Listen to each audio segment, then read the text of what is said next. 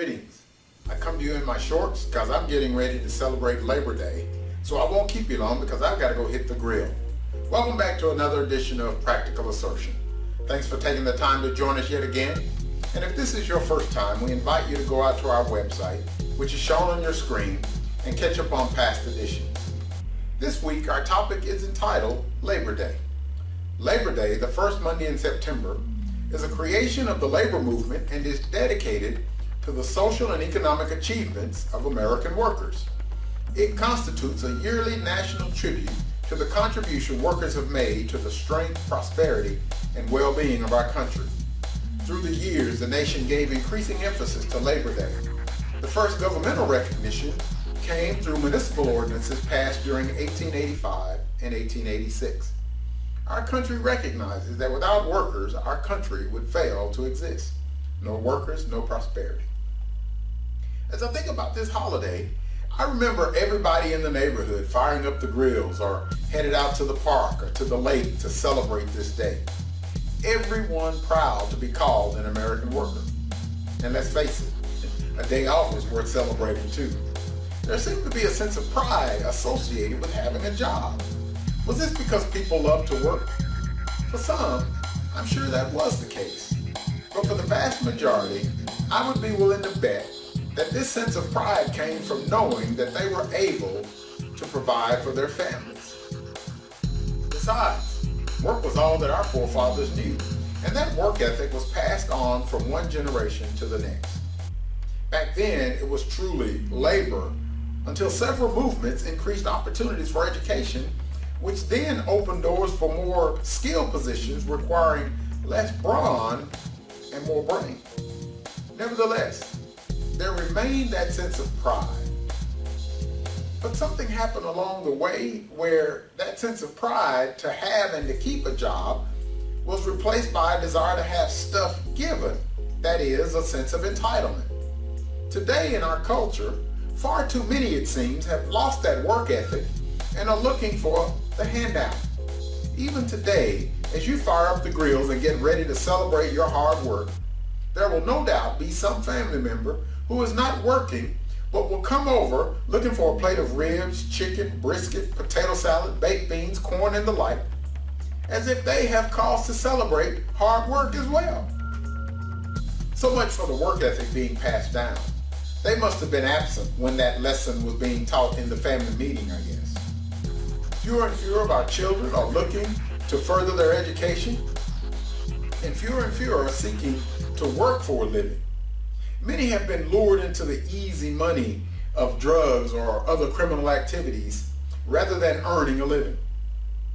But rather than take the time to focus on that aspect, I would like to take a few minutes to offer a different perspective for those of you who do still have that sense of pride, and for those of you who are working to earn a living.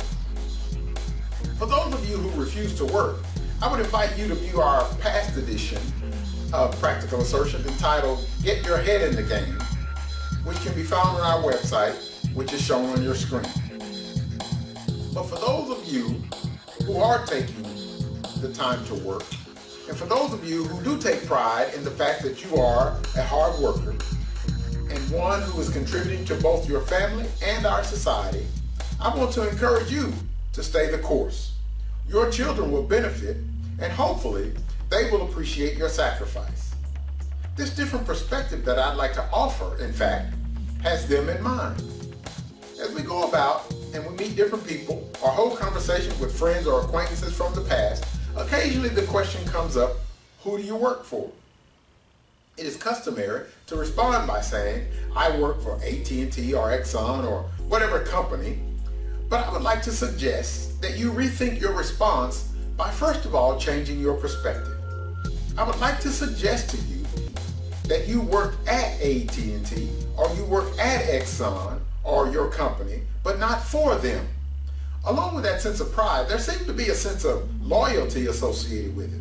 You see, for too long we've been taught that we work for the company, but if you've ever been laid off, downsized, or let go for no reason, that is, not for lack of performance or failure to report, then you know that loyalty was clearly one way. For many of those companies, someone in the plush, comfortable executive offices far away from the real workers, with the stroke of a pen or keyboard, decided that for the good of the company, we need to let some people go. Did they ask your thoughts? Did they consider your family and your financial situation? Did they consider your family's predicament at the time? I don't think so. Where is the loyalty? It is for this reason that I propose that you change your perspective. Do you remember my mentioning your children a few minutes ago? They are the ones that I submit that you work for. Your family, their future. This is what and who you work for. Them, not the company.